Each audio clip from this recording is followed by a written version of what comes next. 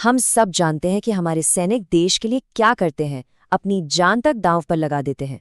पर कभी सोचा है कि जब वे रिटायर होते हैं तो उनकी जिंदगी कैसी होती है? चलिए आज इसी असलियत को जरा करीब से देखते हैं। सिर्फ ये एक नंबर 1.9%। और जानते हैं ये नंबर कहाँ से आया? भारत की संसद से। और यही वो आंकड़ा है जिसके इर्द गिर्द हमारी आज की पूरी बातचीत घूमेगी। तो आज हम क्या क्या समझेंगे? सबसे पहले बात करेंगे इसी चौंकाने वाले आंकड़े की। फिर हम जानेंगे कि एक सैनिक असल में देश के लिए कितनी बड़ी संपत्ति है। उसके बाद देखेंगे कि रिटायरमेंट के बाद उनकी असल जिंदगी कैसी होती है। और फिर एक ऐसी तुलना करेंगे जो शायद आंखें खोल दे। और आखिर में एक बहुत जरूरी सवाल पर आकर रुकेंगे। तो चलिए शुरू करते हैं। ये नंबर आया कहाँ से और ये इतना जरूरी क्यों है? तो हुआ ये कि संसद की एक कमेटी ने एक रिपोर्ट पेश की और उसमें जो बात निकल कर आई वो सच में हैरान करने वाली थी।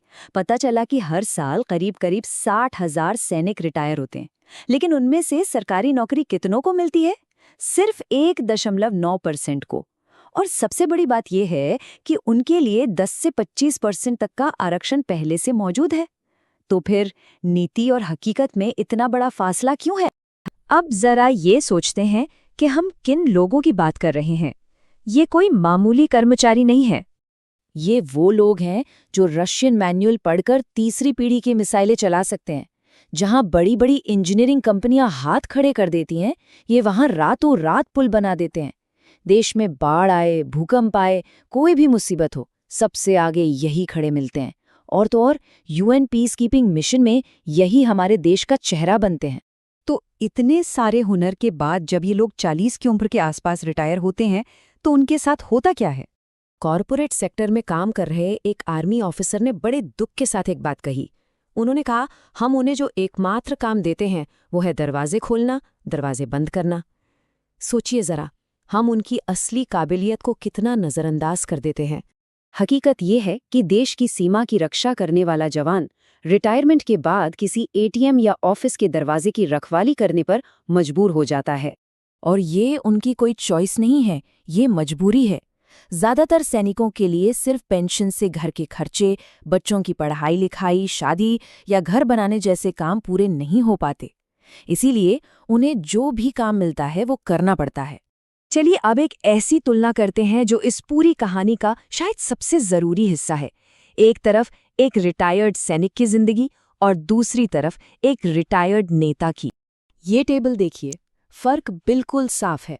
एक तरफ पूर्व सैनिक है जिसे रिटायरमेंट के बाद गुजारे के लिए संघर्ष करना पड़ता है। दूसरी तरफ राजनेता है जिसकी आराम की जिंदगी शुरू होती है। एक के पास मामूली पेंशन है, दूसरे के पास बड़ी बड़ी हवेलियां और फार्म हाउस। दोनों ने जनसेवा की है, लेकिन सेवा के बाद का फल कितना अलग है ना? तो सबसे बड़ा सवाल यही है कि ये जो फर्क है ये हमारे देश की सोच और प्राथमिकताओं के बारे में क्या बताता है। इस ग्राफ को देखिए, वादा कितना बड़ा है, 10 से 25% आरक्षण का, और असलियत क्या है, सिर्फ 1.9%। ये जो बीच का गैप है ना, ये सिर्फ नंबरों का गैप नहीं है, ये टूटे हुए वादों और भरोसे का गैप है। तो आखिर में सवाल यही उठता है कि किसी भी देश के लिए अपने सैनिकों के सम्मान का असली पैमाना क्या है? क्या ये सम्मान सिर्फ नारों और भाषणों तक ही सीमित है या हमारे कामों में भी दिखना चाहिए? इस पर सोचिएगा जरूर।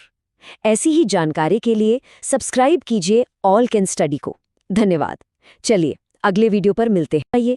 इस पर सोचिएगा जरूर। ऐसी